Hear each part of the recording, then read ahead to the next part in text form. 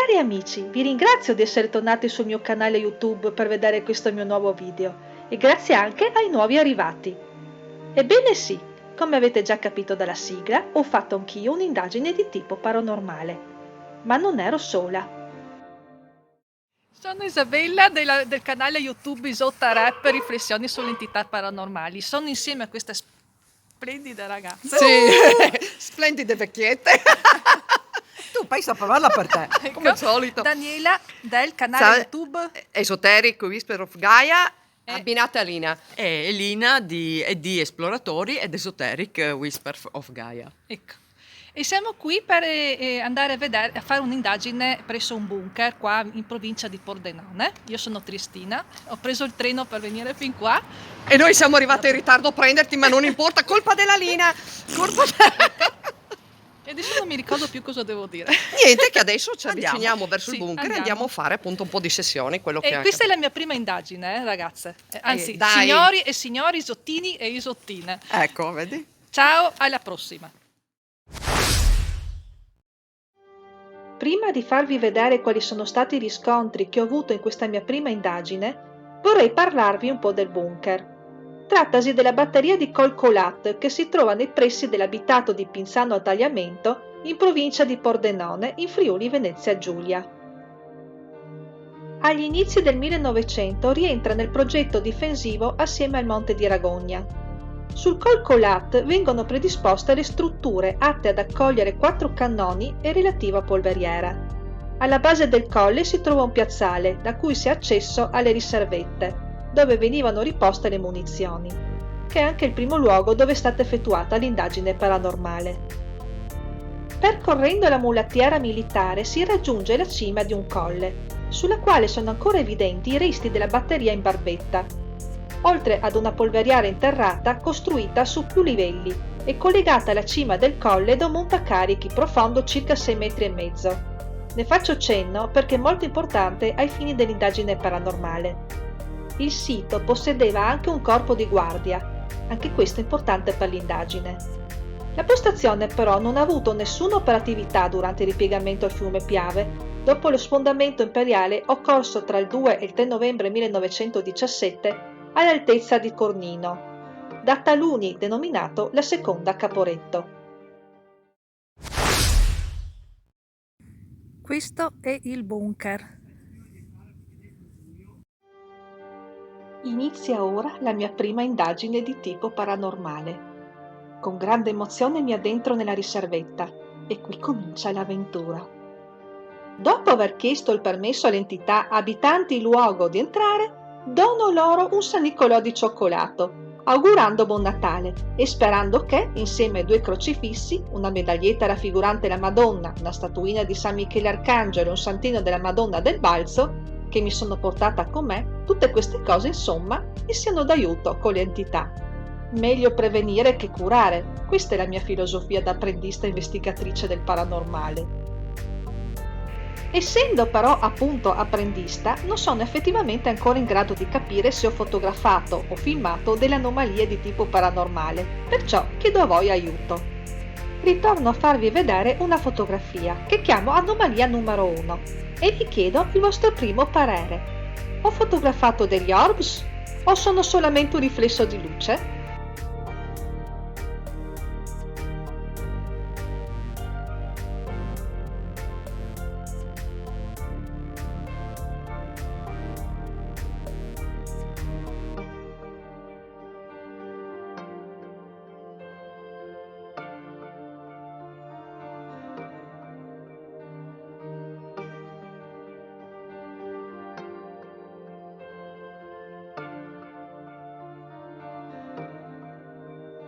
Vi faccio ora vedere cosa sono riuscita a registrare e filmare sul mio primo video, fatto dentro la riservetta con il mio cellulare del 2015.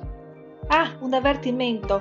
Io non uso far vedere tutti i miei filmati integralmente, ma solo ciò che io considero esservi registrate anomalie di tipo paranormale. Dopo aver inutilmente guardato il video fotogramma per vedere se avessi filmato qualche presunta entità con la metavisione di Lina, del canale YouTube e di Esploratori dell'Incredibile, Tra parentesi, niente da fare, ero troppo lontana e il mio cellulare era ostinatamente quasi sempre in modalità sfocata, mi sono messa a guardare, ma soprattutto ad ascoltare il video.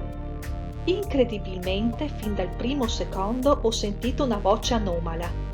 Con grande emozione mi sono accorta di stare ascoltando il mio primo EVP da me registrato. Come dire, la fortuna del principiante. Ho fatto un corso super accelerato del programma Audacity e ho cominciato ad analizzarlo. A me è parso di sentire odio parrucche, ma non credo sia questo quello che la presunta entità volesse comunicare, a meno che una di noi tre portasse la parrucca, ma non penso. Nel caso riusciste a capire cosa viene detto, scrivetemelo nei commenti. Per me sarebbe molto importante saperlo. Bene, sentite ora questo mio primo EVP registrato.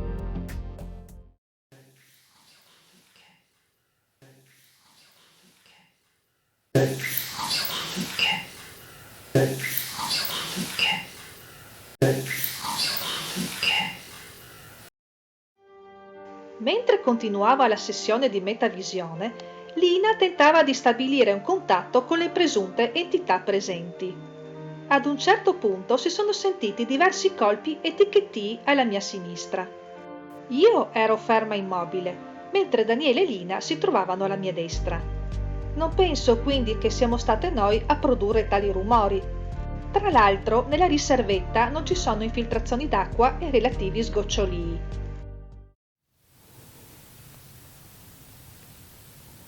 Parlate anche nella telecamera, fate un EVP.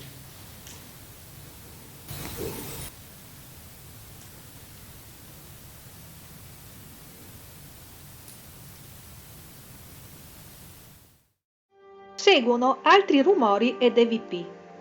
L'audio è amplificato e a tratti rallentato in corrispondenza delle presunte voci di entità paranormali. Chiedo scusa per l'analisi non fatta in maniera professionale, ma oltre ad essere apprendista investigatrice del paranormale, sono, ahimè, pure autodidatta nell'analisi documentale. No, adesso non posso muovermi perché sto prendendo il fumo, quindi finché non va tutto l'incenso. Ah no, ma sarà il mio cellulare. Devi stare distante però. No, sì, devi del mio stare cellulare. distante Il con cellulare lì. l'hai messo in modalità No, non aerea? no, adesso no. Perché sì, non devi avere attrezzature E vicine. allora non prenderlo per buono. No, no, non lo prendo per buono, no. Perché non può essere, tra l'altro neanche io l'ho messo, dopo lo mettiamo e da quel momento in poi prendiamo per buono il K2. Sì, l'effetto con il Oh ragazzi, laser. sono piena di brividi, io non so. Ma no, Lina, ma ci Lina, sono, Scusami ci che sono- io ti dico, io sei si venuta sente qua. benissimo, sì. Ah. Proprio forte, forte. No, adesso accendo. Ah, forse ho visto un orbo. Ma dai, benissimo. Non lo so, Io ho però. visto- Allora, metto in modalità aerea, che comunque qui non serve neanche perché non abbiamo campo. Qui finisce il mio primo video fatto dentro il bunker. Lina sta ancora parlando, ma siccome abbiamo deciso di spostarci nel corridoio del bunker, decido per il momento di finire di filmare. Nei giorni seguenti all'indagine, mentre stavo imparando le nozioni base del programma Audacity, mi capita di provare l'effetto reverse. Esso ha il compito di capovolgere l'audio del video e quest'ultimo si sente perciò a rovescio dalla fine all'inizio. Ed ecco cosa ho scoperto per puro caso. E mi ripeto affermando, la fortuna del principiante. Metto in modalità aerea, che comunque qui non serve neanche perché non abbiamo campo. Avevano i capitani della sua comunque. Avevano i capitani della sua comunque.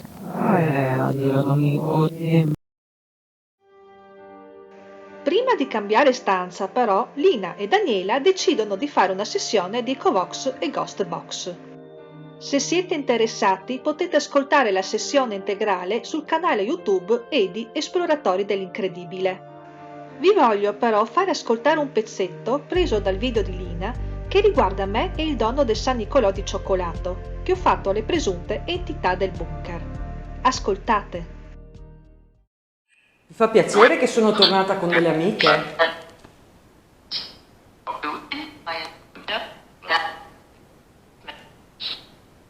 Donare, sì, ti ha fatto un dono. Ti è piaciuto il dono che ti ha fatto Isabella?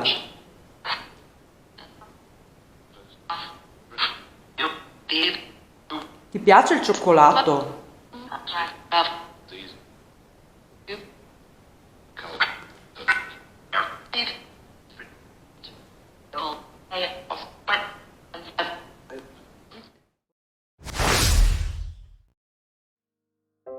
Siamo giunti alla fine del primo video sulla mia prima indagine paranormale. Ciò che vi ho mostrato oggi è solo l'anticipo di quello che vi mostrerò col prossimo video, che sarà a mio parere ricco di interessantissimi contenuti. Non mi resta che salutarvi e al prossimo video!